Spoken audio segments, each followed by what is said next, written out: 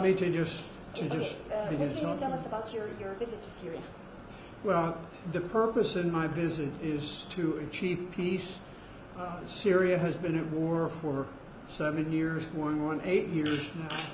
And the war is coming to a conclusion. If we can drive Al-Qaeda out of Idlib, then I think the war will come to an end. People need to understand, particularly people in the West, that today all rebel forces in Idlib are under the unified command of al-Jawlani. And al-Jawlani is the head of Al-Qaeda. Now they call it al-Nusra, they keep changing the name, but it's still Al-Qaeda. And so al-Jawlani commands every terrorist group in Idlib. Al-Jawlani was a major figure in ISIS, and he is the top commander of Al-Qaeda in Idlib province. So you have a pyramid, and at the very top is this man from Al-Qaeda. Now, in the United States, back in 2001, Al-Qaeda flew jets into the Twin Towers and into the Pentagon. They killed 3,000 Americans, left them in flames. They were running down the hall screaming in flames. They were jumping from buildings to keep from being burned alive.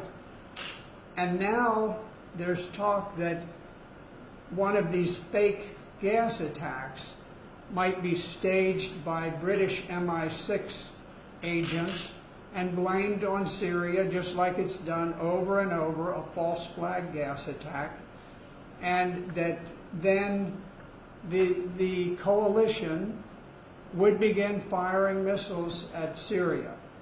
I hope this does not happen, because I don't want to see American missiles being used to support al-Jawlani and the Al-Qaeda terrorists who are in charge of Idlib. We need to be working together with Syria to try to liberate the good people. There are many, many good people in Idlib who have been forced there, and they're captured by the terrorists. The terrorists, many places, they won't let them escape because they want human hostages. But the people want to get out. They want to be free. They don't want to live under terror anymore. They don't want to be arrested for no reason at all. So I'm very concerned about Idlib. I just hope, I know President Trump has said we want to get out of Syria very soon, and I hope that he is strong-willed enough to overcome some of his staff who would continue the war for 100 years if they could. But I believe that in the end, Syria will win the battle for Idlib, and once they win that, I think Syria will retake the area held by the Kurdish forces. I think that will resolve itself without bloodshed.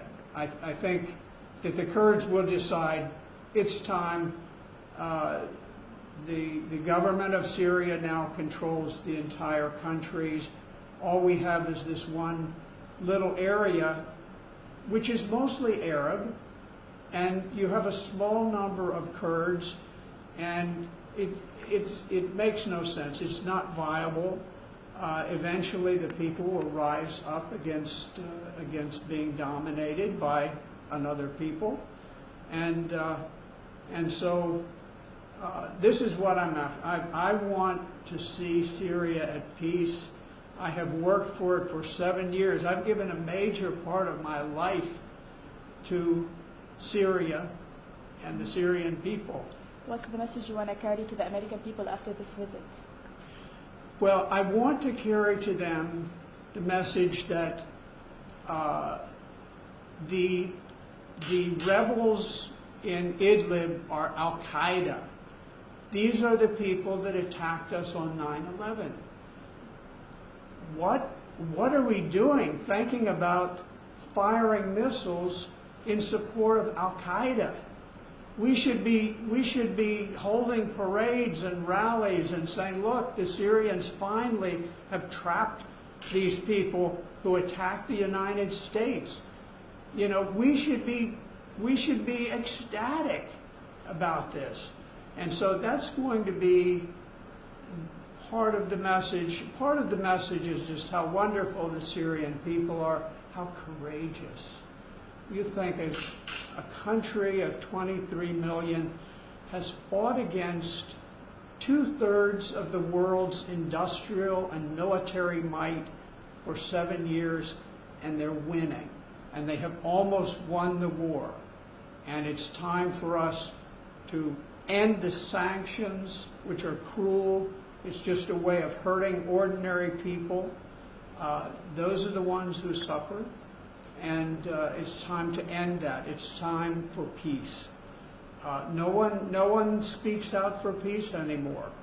Dick Cheney was the one who called this the long war. Well, it wasn't long when he called it that, but he knew what we were going to do in the Middle East. He knew we were going to topple one country after the other. But you look at the results. We toppled Libya. They have no government. Everything has crushed. It used to be a modern, thriving country where people were happy. Now, people are raped, they're murdered by gangs all over the place. There's no government. So what did we do? What did we do in Iraq? Iraq had ancient civilizations that had been there for millennia. And what have we left? Confusion, difficulty, hardship on everyone. In Afghanistan, we will lose the war in Afghanistan. It's only a matter of time. We're losing it now. But Yemen is nothing but a continuous war crime of targeting children in buses, targeting funerals, weddings, and the most horrible thing, and this is a huge war crime, is that they have a cholera epidemic. And so what do? We target the water purification systems to spread the cholera, to increase this. These are war crimes of enormous magnitude. What are we doing? What one thing has been accomplished by the United States that has benefited the American people? We haven't benefited the American people in one single thing that we have done. And meanwhile, we have left much of the Middle East in just a smoking ruin. So I would like to see us turn around our foreign policy. I would like to see us help the Middle East, not hurt the Middle East. I would like to see less military force and more diplomacy. So these are the things that I'm trying to accomplish here. I'm delighted to be back with the Syrian people. I love them.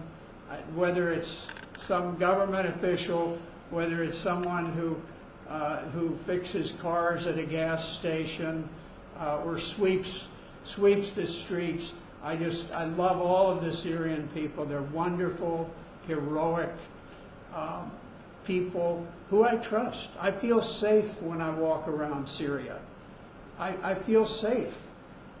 As long as it's not the terrorists, the jihadists who have been recruited from 102 countries to come in here. Most of the jihadists, the Syrians, they can't even speak their language.